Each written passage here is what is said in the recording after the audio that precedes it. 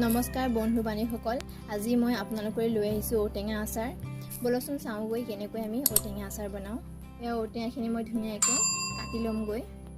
এয়া আমি কাটি পানী তিয়াই ধুই থৈছিলোঁ, সেই শুকান পাত্ৰ এটাত উঠাই তুলি লৈছোঁ। আচাৰ বনাবলৈ আমাক মছলাখিনি আমি ৰেডি কৰিছোঁ। এয়া ক'লা জিৰা, ধনিয়া, ক'লা সৰিয়হ, বগা জিৰা আৰু শুকান জলকীয়া, এয়া নিমখ, এয়া পাঁচফোৰণ অলপ, এয়া ৰেড চিলি পাউডাৰ, এয়া হালধি আৰু এয়া মিঠাতেল। এয়া আমি কেৰাহী বহাই দিছোঁ। মছলাখিনি আমি ভাজি ল'ব লাগিব।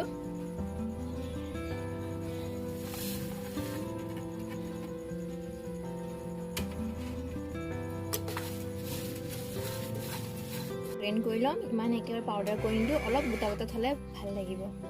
বেছিকৈ মই গুড়া কৰা নাই, অলপ গুড়া কৰিছোঁ।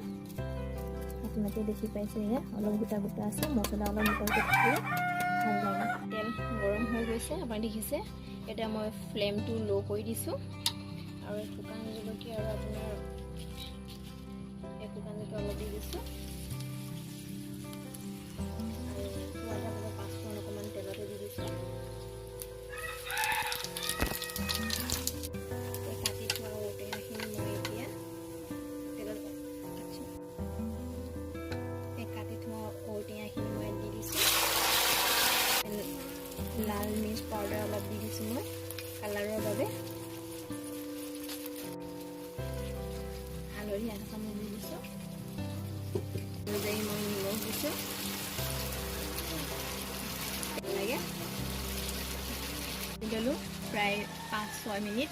এয়া আমি গম পাইছোঁ, এইফালে চাৰিয়া অকণমান এনেকৈ টেপিলে হাতাখন সোমাই যায়। মানে গম পালোঁ যে আমি ঔটেঙাখিনি সিজিলে। তেতিয়া আমি ইয়াত যিখিনি আমি গ্ৰাইণ্ড কৰি থোৱা মছলাখিনি আমি ইয়াত এতিয়া দি দিম। আচাৰ ৰেডি হৈ গৈছে প্ৰায়খিনিয়ে। এয়া মই মিহলাই ল'লোঁ। আপোনালোকে দেখি পাইছে কালাৰ কেনেকুৱা হৈছে, বৰ সুন্দৰ দেখিলে যেন খাওঁ খাওঁ লাগিছে, ইমান টেষ্টি। এয়া মই বেলেগ এটা পাত্ৰত মই অজৰাই থৈ দিম। ঠাণ্ডা হ'লে মই বৈয়ামত ভৰাম। এতিয়া আমাৰ আচাৰ এয়া ৰেডি হৈছে। ৰেডি হৈ গ'ল। লাইক, শ্বেয়াৰ আৰু কমেণ্ট কৰিব। আৰু যদি মোৰ ভিডিঅ'টো চাই ভাল লাগিলে